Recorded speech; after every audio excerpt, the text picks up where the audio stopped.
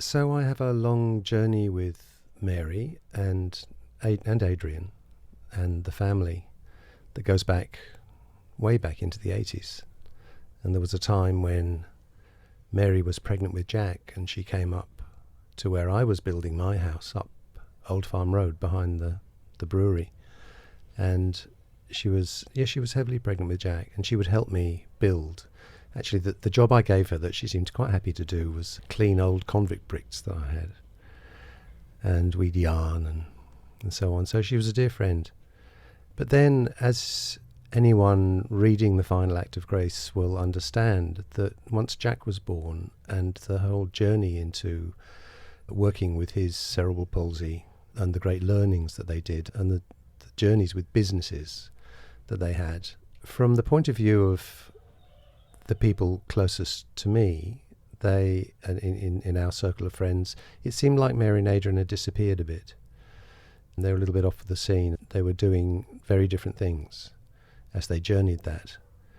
And so it was only in later years when I'd heard that Adrian was sick, and then there was his 50th birthday, which was a great celebration because he felt that he was clear now. And it was a great party up at Fern Tree, which I enjoyed greatly.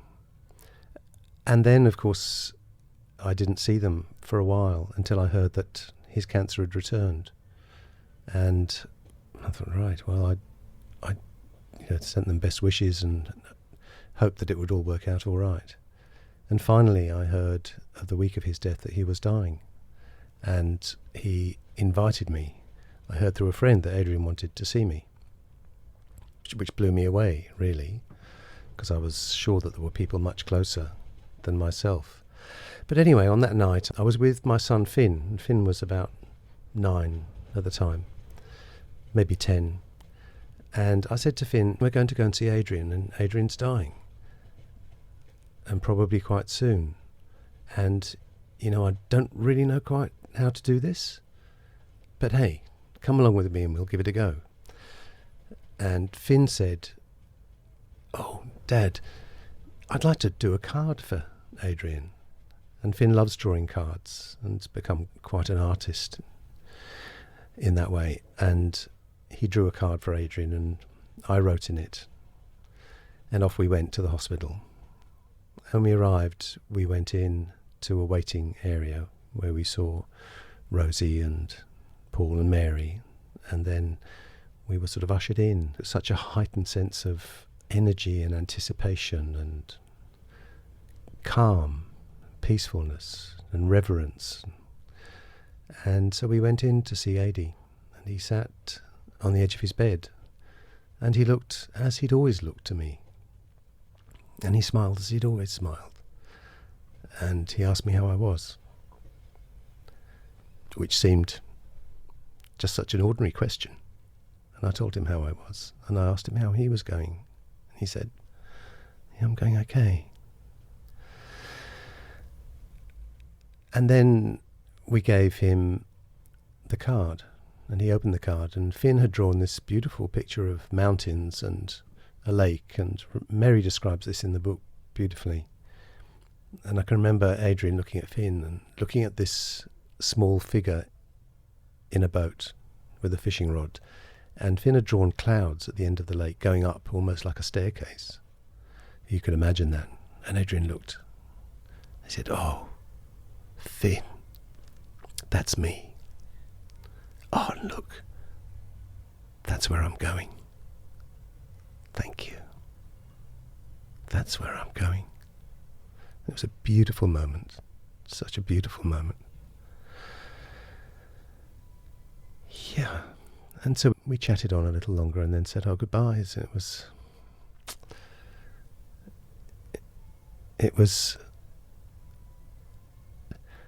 just a beautiful moment.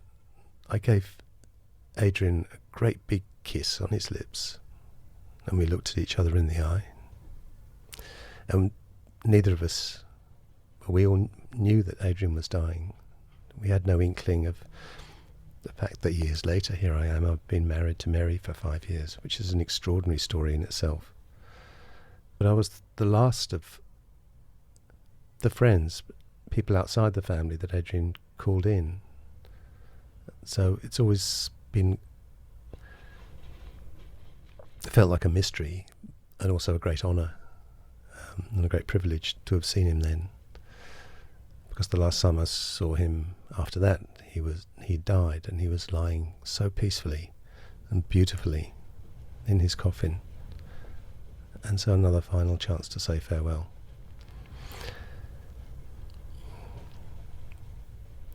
So that's the story I bring today. And there are so many others. As the months went by, and then as I started hanging out with Mary a bit, dancing, and just giving it some companionship, some friendship, because we were old friends. And then little by little falling in love and journeying our relationship, which has been amazing. Just an extraordinary life we've had together. And now we've arrived here at the launch of this wonderful book. I really enjoyed this book. Someone said, "Oh, you two got together quite early. Wasn't that a bit early?" And I'm aware that there are always those judgments. And yes, it was perhaps quite close to his death. But we have journeyed our relationship with Adrian's story. We come to, whatever chapter in our lives we come to, we have the story of the past chapters. It's been a really rich part of our relationship, Mary and my relationship, to have had her extraordinary life with Adrian, and then journeying his loss and his grief and celebration of all that they had, just as I also brought stories from my past relationships and celebrated what they brought in. We've blended a family, Mary's children, Jack and Ella, and my son Finn, and they get on so well. It's just been a fabulous, coming together of a family. Of course, we all live in different places, but it's worked so well. And acknowledging in all our stories, the importance of Mary's journey with Adrian. And here we are today, is the launch of this book. It's been a process. I've lived every minute of it, just about. And I'm so blessed in having done that. Was there a moment where you recognised that you had fallen in love with Mary? Or did it happen so slowly? And as Mary writes in the book, we travelled to Cuba together to learn how to salsa dance, but I think really there were many agendas in that journey to Cuba and Chile. We were already tracking each other very much then, and became lovers on that trip. But not necessarily, it's a delicate thing. We both wanted that companionship, that closeness, that love. And yet also were very honouring of everything else that had happened, always, at every step of the way. So it was so exciting, what it's like to step into the possibility of a new relationship. Everything seemed bright and light and gorgeous, and there's a new lens to look at your life through and look at everything you do through. And it was like that was an amazing journey through Cuba. We had some extraordinary experiences and came back here to Hobart, and it continued that but gently, and then going to Europe and me walking with her the first few days of the Camino and saying goodbye.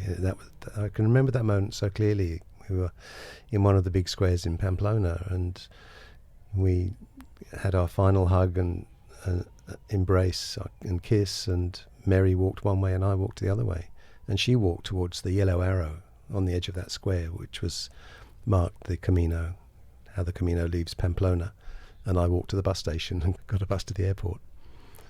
Beyond that, a couple of years later, we went on a journey to Africa. There was going to be work for us, but the work got cancelled, so we decided to go anyway, which actually is how I came to propose to Mary.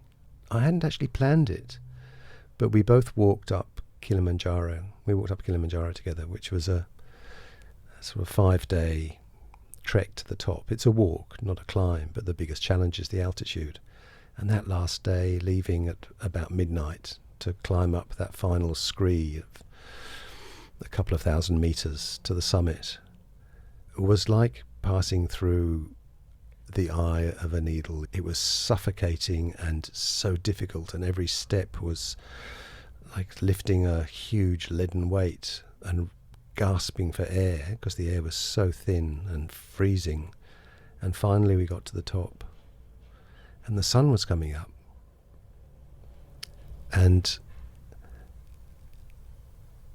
we looked at the sunrise together over the mountain to the due east, Moenzi. And Mary said, "We could do anything." I said, "Yeah, we could. Let's get married. Will you marry me?" Just in that moment, it came out of nowhere for me. And she said yes. What a celebration, on top of the world. At our wedding, some 10 months later, Jack said to me, Jack, Mary's son, said, "The only thing I'm disappointed about is that you didn't buy Mary a nice engagement ring." And in the spur of the moment, I thought he got me, but in the spur of the moment I said, "Jack, the ring was the crater that we stood on of Kilimanjaro, and the diamond was the sun rising to the east, bathing us in light." Cool. Beautiful. What's it been like to journey the book? Well, in the early time that I started to dance with her, and we just as friends, Mary would disappear up to every now and again, sometimes for a week or so. She was really there to write, to grieve, and to write. And it was pouring from her, and she'd tell me that she'd written so many more pages, and it was just pouring out. So I was aware and read occasionally the odd page, or she'd read something to me. And then there were actually a number of years when not much happened to the book. She always talked about writing the book, but work was quite busy and there were other things, other focuses in her life. But the book was always there waiting to be written, and she thought about it and thought about it. And finally, it's probably 2 or 3 years ago now, but she took the book, picked it up and started to work with it. And then got some feedback from other writers and took on an editor and so on. That momentum has increased and increased right through to now. We reached a crescendo to get it over the line to be with us today. So it's been there all the time. There's always been the book.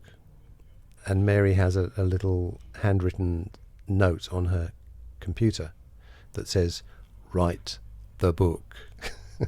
It's there every time she sits down to do any work. Write the book. And she finally did. So that story has never left us. Its appearance as a actual written novel, a written book, it took a long time. It took a long time to materialize. It's been a big process, and it's almost a weeding out of a lot. It's a fraction the size of, it's only about a third of what she first put down, but I guess that's the process of writing. Yeah. So to answer your question, it's always been there, the desire to write the book, and that first draft calling for a long time until Mary finally got round to working with it. And I think it needed to wait that long. It was like bread that rises or wine that matures. It needed to sit and be worked in other ways. Who knows? The energy around those pages or those files on her computer and her journals and so on was really strong. It was really intense and beautiful and calling. So this is a great moment. It's a great achievement. It's a great doorway, I think. It's the end of a chapter and the beginning of a new one, without doubt.